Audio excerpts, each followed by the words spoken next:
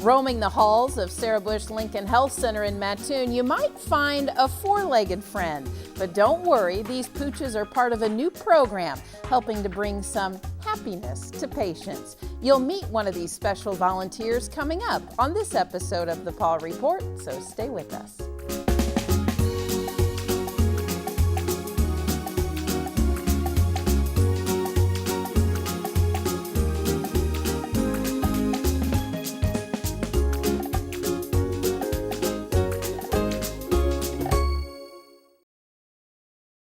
The Paul Report on WEIU is supported by Rural King, America's farm and home store, livestock feed, farm equipment, pet supplies, and more. You can find your store and more information regarding Rural King at ruralking.com. Dave's Decorating Center is a proud supporter of the Paul Report on WEIU. Dave's Decorating Center features the Mohawk Smart Strand Silk Forever Clean Carpet. Dave's Decorating Center, authorized Mohawk Color Center in Charleston. And thanks for joining us for this episode of the Paul Report. We've got an exciting episode for you. I am your host, Kelly Goodwin, and we are joined by three special guests in studio today. We'd like to welcome Colleen Stoner, Art Lauterbach, and we have Miss Betty here today. And we're talking about a wonderful new program that's just evolved really in the last couple of months at Sarah Bush Lincoln Health Center in Mattoon. So thank you, Art, thank you, Colleen, and thank you, Betty, for joining us today. Betty's she's not sure what to think about all the lights. And she's but Art, you've got some treats to keep her. I do have some treats in my pocket. In check. Yes. Well, we are excited to talk about the pet therapy program, Colleen. It recently started at Sarah Bush. Tell us about the excitement surrounding this program, when it started, and why. Well, we just started in the middle of May. Betty she was our first dog, so she kind of helped us work out the policies and procedures, and we definitely thank Art and Betty for their patience while we went through that process. Pet therapy has been around in hospitals and nursing homes, healthcare facilities for a very long time. And the reason behind it is because there's quite a calming effect on people that are in healthcare environments. There's a lot of research done to show that it improves the perception of pain, it lowers blood pressure, and if you just Google pet therapy, you find all kinds of research that's been done. And so it's something that we've talked about off and on over the years, and just decided it was time to try it out at Sarah Bush Lincoln. It's something we've never done before.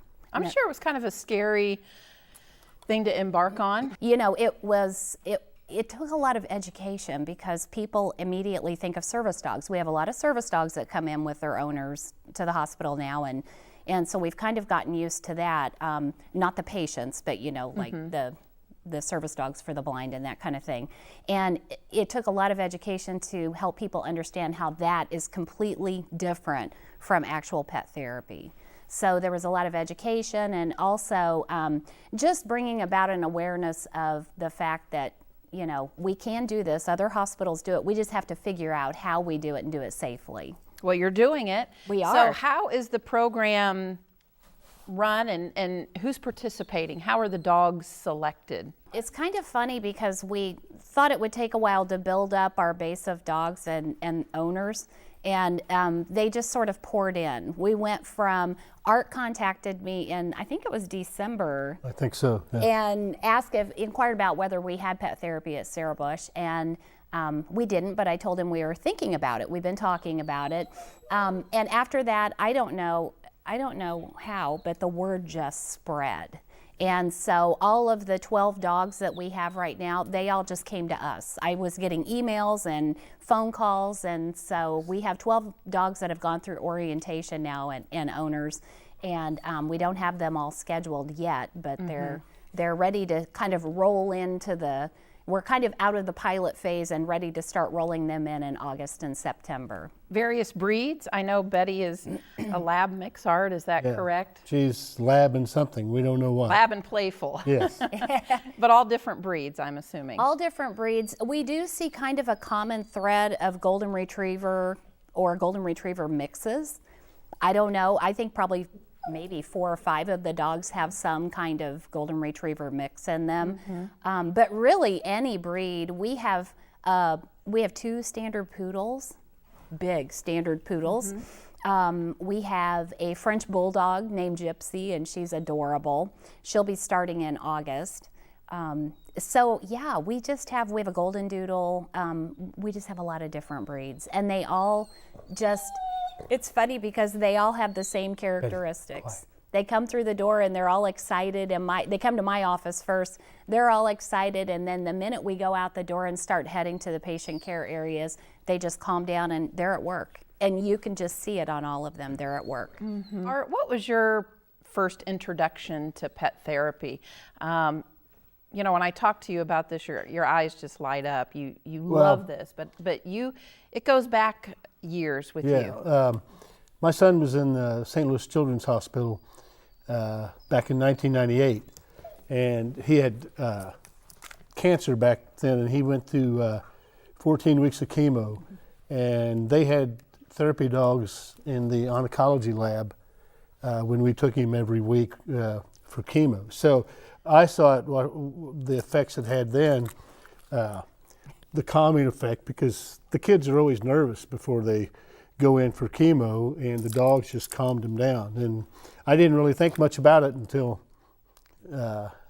20 years later when I ended up with Betty. So your son, he experienced pet Oh yeah, therapy. He saw it on a weekly basis for 3.5 months where we went, and he's fine now. He'll be 30 in November. So. Aww. So tell us about the story behind Betty. How did you acquire this beautiful dog, this lovable dog? Back in August of 16, I had to put my other dog down. And I just didn't want to, I've been a dog lover all my life, and I just, didn't want to be without a dog, so I went looking. And I went to the Coles County Humane Shelter, and I went to the Edgar County, and I was looking for a dog that was maybe a year old, so I didn't have a pup. And I didn't find one in Coles. I went to Edgar County, didn't find one there. I went to Effingham and looked there and didn't see anything I liked, and I asked them if they had any puppies. And they said, we have one black lab mixed pup left. And I said, well, where's she at? So they took me in, they opened the kennel, and she basically gave me a hug. And that was a kiss. it. This is pretty tough to resist, right? Exactly. So that's how I acquired her. So I got her October of 16, and she was 12 to 14 weeks old when I got her. It's like she knows you're telling that story. I would assume that you quickly knew that Betty was special. Well, she had a very calming effect. My mom was 93 years old at the time, and my mom was actually with me when we adopted her. And at that time, my mom was going through some issues with falling, and I moved her from living by herself to assisted living, and then she fell again and was hospitalized, nursing home, back to assisted living, fell again, back to the hospital, nursing home, assisted living, and then eventually ended up in nursing home full time.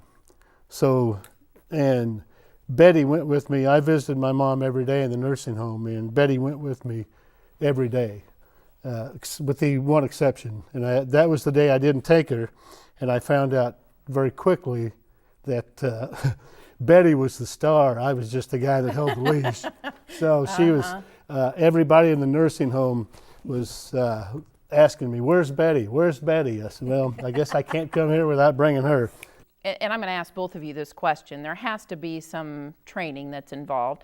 Once you realize that it was something that was in your heart that you wanted to do, and you knew Betty had the mentality and the personality to go through it, there's training that goes through it. Well, once I decided to do this, I started looking for some kind of therapy registration, and I went online, and there's lots of places where you can just send them $50 and they give you a license. But I wanted something more than that. So I did some research. I found the Alliance of Therapy Dogs, which is it's a nonprofit out of actually in Cheyenne, Wyoming.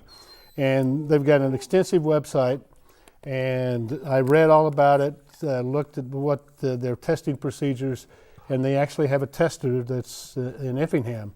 So I called her and made an appointment and took Betty down there, and it's a series of 3 different visits. We went to 2 nursing homes, an Alzheimer's unit, and then actually our 3rd visit was to Rural King. And what they do is they want to see how the handler and the dog interact, and then how they interact with patients and how calm they are. And so she did great. I mean, we'd been going to the nursing home for 7 months before this, so she was used to all that. So she did just fine. We got registered, and the Alliance of Therapy Dogs provides me and her with insurance in case something would happen, like she would attack somebody, which that's not going to happen. But they provide insurance, and then of course we get a little bandana and support if you need anything. I've talked to my trainer in Effingham a number of times to help me out with, certain, if I wanted, and they've actually formed a group. For instance, what happened in Mattoon last year with the shooter, and they've formed a group, and hopefully nothing like that will happen again. But they've got a group that will go visit schools, and so. So once she becomes a therapy, she's certified.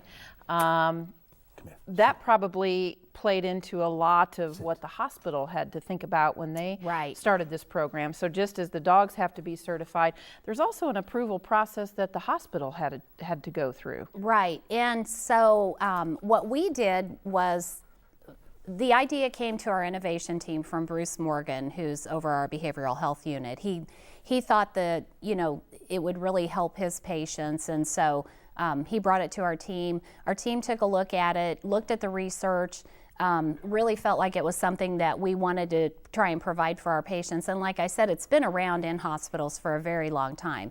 So I have a lot of colleagues out there that have the same job I have, and they were more than willing to share their policies and procedures, so we made sure that we covered all of our bases.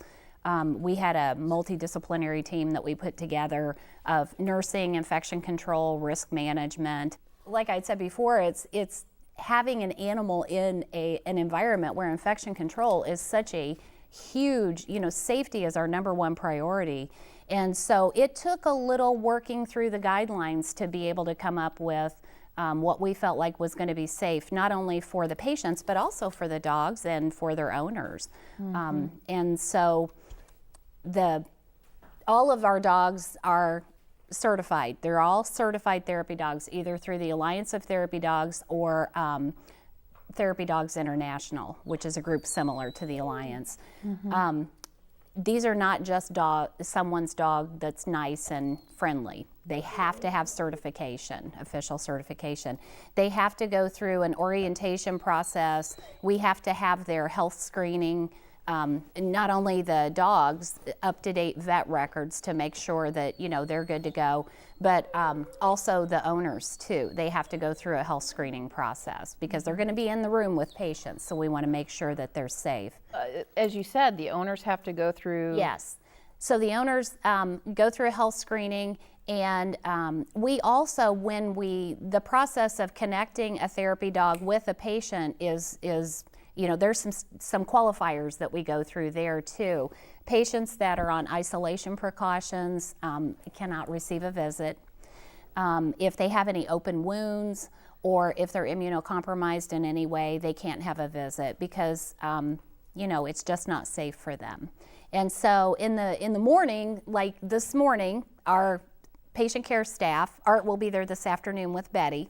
So this morning they're going around to the patients that do qualify for a visit and asking them, explaining the program and asking them if they'd like a visit. So the only rooms we go into are qualified patients and those who have said, yes, we would like to have a visit from the therapy dog. So it's a really happy occasion when we go into the room. They've been waiting. Typically those questions happen early in the morning and the patients wait all day until 2 o'clock when Art and Betty show up. So, well, at 2 o'clock, Art, when you get there, take us through the day. I mean, when you're preparing Betty, at home, and then you load her up and you take her out there. Well, I normally take her for a little bit of a walk before we go, just so she can make sure she's relieved herself. And then once we get there, I open the door and she runs right to Colleen's office. She knows where she's going. I kind You of have like the treat jar in I kind there, of like don't you? dogs. This was easy for me to manage because I've had dogs my whole life, and I'm a huge dog lover. So she's got treats and a bowl of water in there for her. So we go in and we have to check in. We have numbers on our IDs and we check in on the computer to log in for our volunteer hours. And then they've started with volunteering. I've gotten the last 3 weeks, I believe, right? I've had teenage girls that have volunteered. So they go with me because it's nice to have somebody go with me in the room because we're required to use hand sanitizer, and they carry the hand sanitizer and help sanitize the patient's hands. And we stay there for a few minutes, and we get the list, and we take off. And Betty knows exactly where to go. She goes right to the elevator. I open the door. She goes in, sits down, and then we get to the floor, and I'm supposed to check in with the charge nurse. And as you walk out of the elevator, there's a counter there, and Betty jumps up on the counter, puts her feet up, and she can just barely see over the top of the And counter. they all go, Betty's Yeah, here. and then I got like 6 nurses that all pile in to pet her. And then we just check the list and start at the lowest room number and work our way around, seeing all the patients. Usually we see 8 to 12 patients. Usually takes about an hour, and about an hour is about all Betty needs. She's done after an hour. She's ready to go. That's something we've learned. That's one of those learning moments because we had no idea, and so Art helped us to understand kind of what her limitations were and what the expectation was from, how to time out. Okay, we have 12 patients, so how much time can we spend with each? And I don't know, it's not an exact science, it just kind of works out. Some people are good with just a little bit of a pet, and other people we just stay in there a while because you can just tell that it's something that's really working for them. So when you go into a room, I guess it's self-explanatory, pet therapy, but do they get to touch them? I normally knock on the door and open it and say, I've got a visitor for you.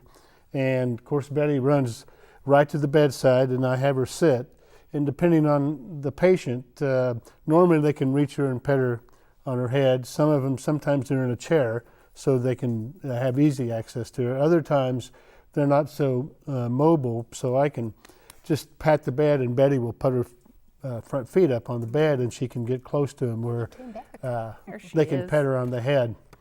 And, it's like Colleen said, sometimes it only takes, they just want to pet the dog for a couple minutes. Others want to relate stories of pets that they've had in the past and how happy it is and a lot of times I get comments from Betty, she's the most beautiful dog I've ever seen. Come here. That was our first day. Yeah. That was our best visit, our first day.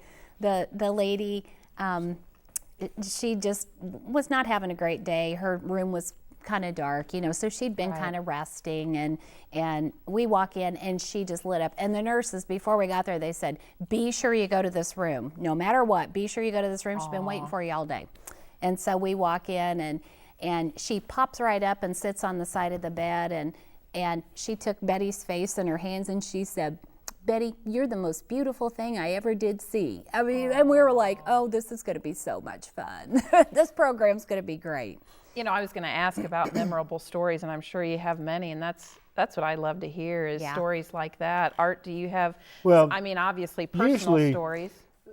There's always at least 1 or 2, sometimes 3 patients that we see each week that you can just tell it makes a huge difference. And there was one that we went in and the patient wasn't in the room. Her family was in there. They had taken her down for some procedure. And I said, and it was our last patient of the day. And I said, I'm going to take Betty outside and I'll be back. And they said, please come back because my mom really wanted to see her. And just as we were getting ready to leave, they brought her in. And she was so excited that she could barely contain herself.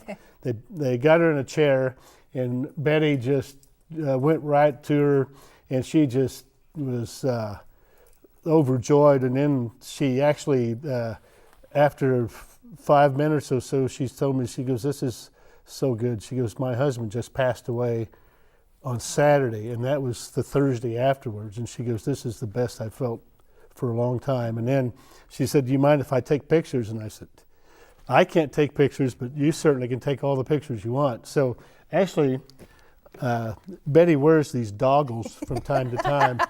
And Come here, Betty. Come here, Betty. Come here. We've got to put something on you. Come here.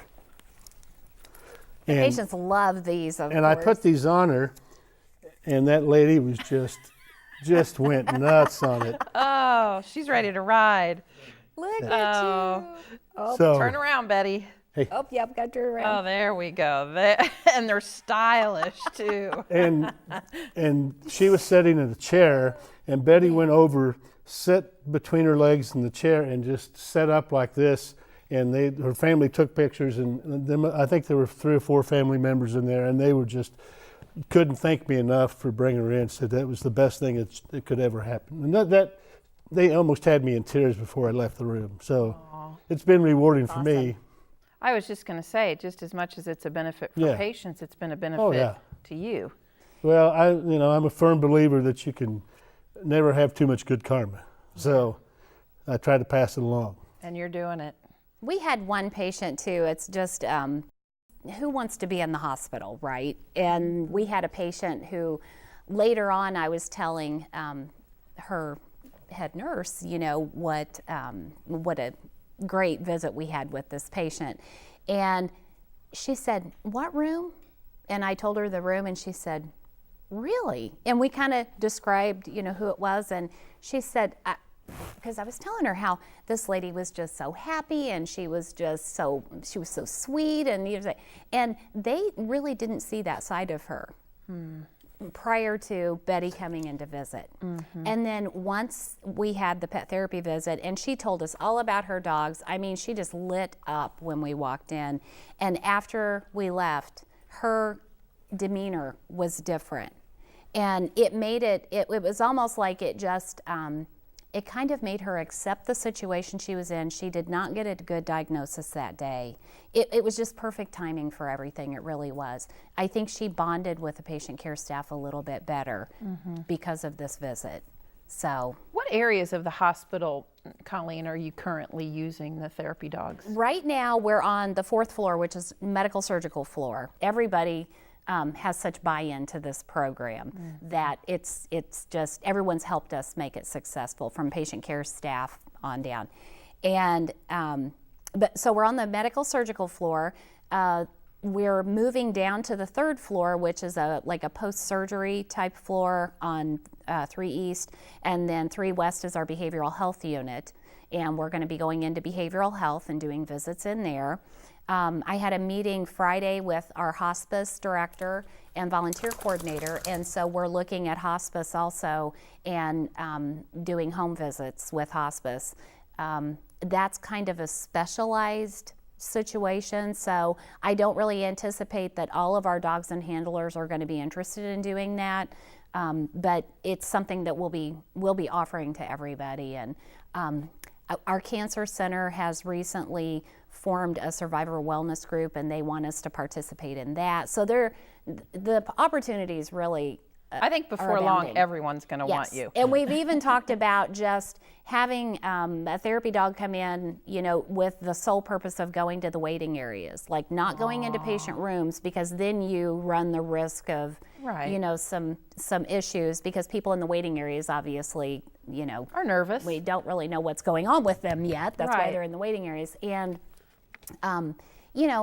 I just think that they just spread joy wherever they go. She sure does. I would say, I don't know statistics, but I would say 95% of the people out there love dogs. So they just light up when they see them. You can kind of tell the ones that maybe don't love dogs so much, they just don't really, pay attention to us. But What a win-win program for It is. Sarah Bush. And Art actually came in one morning at 4:30 in the morning. I came in just after 4 o'clock in the morning.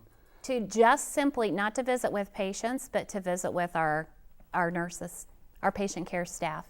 because our night staff oftentimes they kind of miss out on some of this fun stuff. And so their director, Sasha Holman, asked him if he would be willing to come in and meet the night staff, and he decided instead of late at night, he'd come in early in the morning, and they were so appreciative of that. So they were able to see what we're doing during the day.